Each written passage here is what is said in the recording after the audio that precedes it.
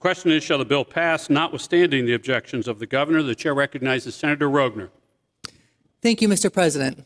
And ladies and gentlemen of the Senate, we are back to override the governor's veto of House Bill 68. House Bill 68 passed both chambers, the House and the Senate, with supermajorities. As you recall, back December 13th, it passed our chamber by a vote of 24-8.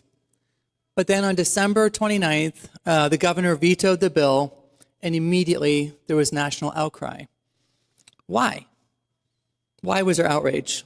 Because nearly 70% of Americans agree that biological boys should not compete in sports against girls. 68% oppose access to puberty-blocking drugs for children ages 10 to 14, and almost 60% oppose these puberty-blocking drugs for children ages 15 to 17. The people of Ohio and the people across this nation understand some basic truths. And I feel like I'm going to be stating the obvious, but I'm going to do it anyway. There are men and there are women, there are boys and there are girls, and they are different. While it is possible to identify as anything you want, it is not possible for a man to become a woman or a woman to become a man. And here's something else. Gender is not fluid. There is no such thing as a gender spectrum. You cannot change your gender. You either have two X chromosomes or you have an X and Y chromosome, and you have the associated anatomical differences that go along with that. Men typically have more muscle mass, they have greater lung capacity, denser bones. This makes them generally faster and stronger than women. And here's something, despite what the liberals say, gender is not assigned at birth, but rather from the moment of conception, you are either male or you are female. And there is no such thing as gender-affirming care. You can't affirm something that doesn't exist. But what does exist is a course of puberty blockers, cross-sex hormones, double mastectomies, and other horrific procedures. And attempting to change someone's sex is a fool's errand, and it's also fighting their own biology. This naturally requires regular visits, repeated treatments, and creates, as you can imagine, a permanent patient. This is quite a profit center for those hospitals pushing these procedures. Teenagers, children, they're not capable of making life-altering decisions. A couple things of note. Several countries that pioneered these type of gender clinics have been pumping the brakes, and several of them have shuttered clinics. Senate will stand at ease. The Senate will come back into session. The chair recognizes Senator Rogner. Continue. Thank you, Mr. President. It should also be noted that when we override this veto, Ohio will become the 24th state to protect women's sports and the 23rd state to protect children from experimentation. To summarize, gender dysphoria is real, and these people do suffer. But what they need to know is that they are loved for who they are. They need compassion. They need counseling.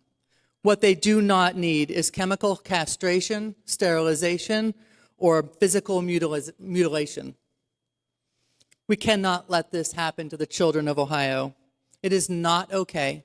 It's medical malpractice, and it needs to stop. Also, allowing men to compete against young women in sports is wrong, it is unfair, and it is dangerous. Thank you, Mr. President, for bringing this to the floor today.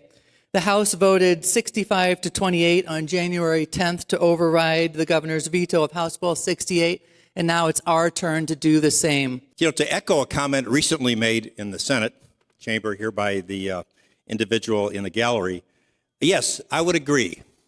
Jesus loves little children. I don't think anybody in the room would disagree with that. That includes unborn children. And many members in the Senate and throughout the legislature will say the same thing, that Jesus loves children. We should protect children and their rights to determine their gender, et cetera, and get whatever treatments they feel necessary, but they neglect the millions of unborn children that they do not believe that Jesus loves, apparently. And that same Jesus has determined the gender of each and every child. Let's respect truly what Jesus would like. Thank you very much, Mr. President. I rise today in support of voting to override the governor's veto on House Bill 68. This is a very complex situation. Senator Moore did a good job of explaining parts of the complexity of this. I'm sure, like all of you, I spent a lot of time with both proponents and opponents and tried to understand the entirety of the impact this is going to have. And probably like some of you here, I have friends that have children in the transgender community. But the one thing that I could not overcome is the advantages that men have in sports, as Senator Rogner spoke to. The biological differences in men and women are visible in many assets of our society and the world, and maybe none are more obvious than in the sports world. These differences give biological males a marked advantage when competing in sports against biological females, affecting both the integrity of the competition and the level of fairness for female competitors.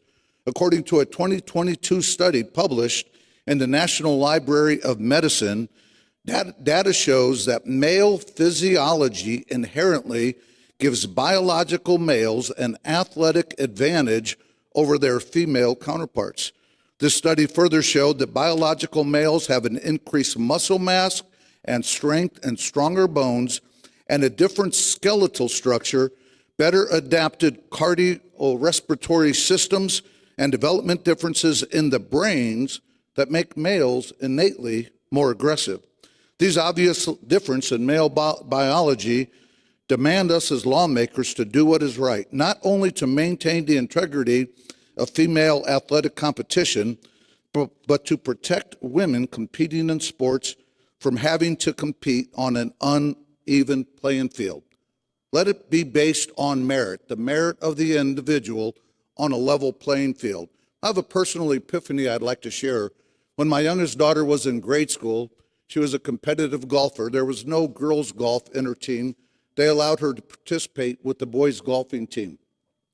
My daughter was an above bogey golfer, not a superior athlete, not very good. But the top two golfers on this team could break par every single time they competed.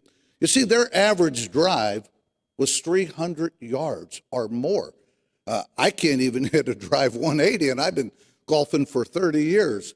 My daughter, who was a very good female golfer, her average drive probably went 160, 170 in the 8th grade, 7th and 8th grade.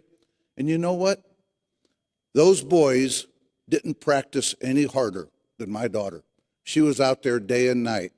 They did not have any more of a work ethic. They did not have any more love or compassion for the game, but they had some physical superiority that on their second shot allowed them to have a wedge in compared to a 5-wood.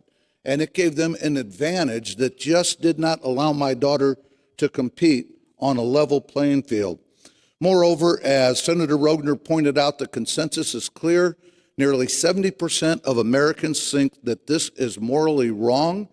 While some opponents of a House bill have cited a low number of transgender participants in sports in Ohio, this does not account for future growth, and it is important to protect the women currently competing against biological males, even if that number is small. If just one female athlete, just one, isn't allowed to make the team because there's a male athlete with superior natural enhancements that prevent that, that's one too many. If just one female athlete is prevented from getting a medal or an award for the same reason, that's one too many.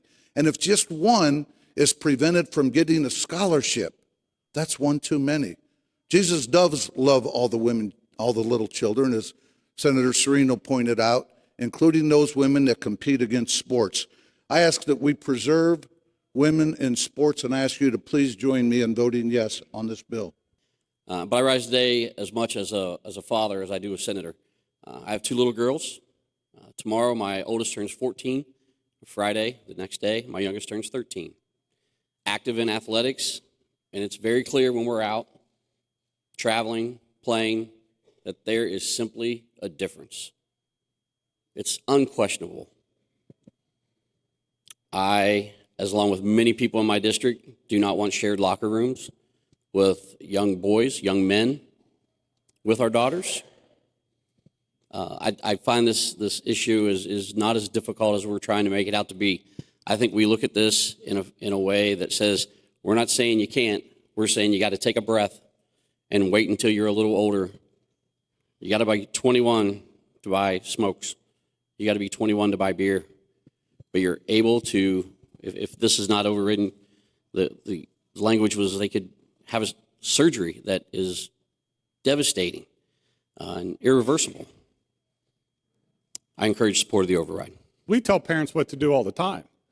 We tell them that you can't smoke, you can't have cigarettes, when a child can drive a car, that they have to go to schools, what hours they can work. So this isn't any different. That I think many of us would vote for these things. These are common sense, but sometimes the General Assembly has to step in and tell them what to do. First, on the senator said there's 7 kids in Ohio currently that are females transitioning to males that are in Ohio High School Athletic Association. And it was 7, 0 point whatever. That's not the number of the people that are affected. There's one child that is playing on a soccer team. The 25 other girls on that soccer team are affected. The 25 on the JV are affected. That is a spot that a girl would be in that game. They are affected. They play 20 games. The 25 girls on the other team are affected. Their parents are affected, concerned about the mental health of their own children, playing and physically what may happen to their female child as they play soccer. So it's not 7 kids that are affected in Ohio High School. There's many that these kids touch and be part of that they compete against and taking spots on sports teams. This body voted a year ago for the Women's Sports Act. It went back to the House. The sponsor of the bill voted no and got her friends to vote no. We could have been protecting female athletes in this state a year ago, but it didn't happen because of the sponsor of the bill for whatever reason. As Senator Johnson will agree, we learned very early in medicine, first do no harm. And I agree with that. And there's kind of a misconception here. And the previous senator spoke about it. We're not outlawing all trans in the state of Ohio. We're just asking you to say, wait till you're 18. Wait till you have the ability to make the decision with your unmature mind to give that a break. And so I went back and got the testimony for the proponents of this bill. Who wants this bill? Because they were quite outnumbered. If you looked, probably 1 to 25, Chairman, something like that it seemed. But just to quote some of these people that are proponents of the bill, and one says, "I was robbed of my childhood." And I have my 5 children. I think the world of, and to rob someone of their childhood.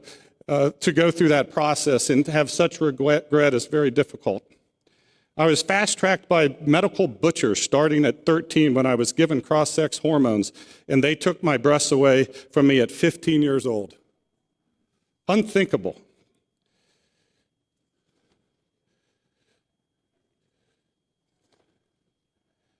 Testosterone had several side effects which have robbed me of my quality of life. I'm in pain. My neck, my back, my shoulders burn. It never stopped my joints from aching. My genitals are painful and atrophic. I've heard that whatever happened may be compared to female genital mutilation. That's what's happening to some of these kids that are having regret that they started this process. I will go through my entire life knowing how I will not know how it is feel to feed a child which will suffer forever with phantom breast syndrome. No child deserves any of this. Never take into serious, my mental health people never took into serious consideration. I never saw a therapist prior to receiving hormones. I'll skip a few more of these, but we have to think of those that started the process in a great regret, and their lives are, as they feel, are ruined. I was in a vulnerable state with an undeveloped brain. And I think that is very important here, is because a child really can't consciously know what or how they're going to do. And, I was watching this continuing medical education out of Cincinnati the other day, and the head of the transgender said, yes, we start seeing children at 3 or 4 years old in our transgender clinic, because that's when they're thinking about it. A child's mind cannot understand abstract thought to about 12 or 13 years old. So how you can talk to a 3 or 4 year old about such an abstract thought is just unconscionable to me. And previously, the Martin Luther King quote, I agree, Senator. The time is always right to do what is right. And right now is the time to do what is right and override this veto. Thank you very much.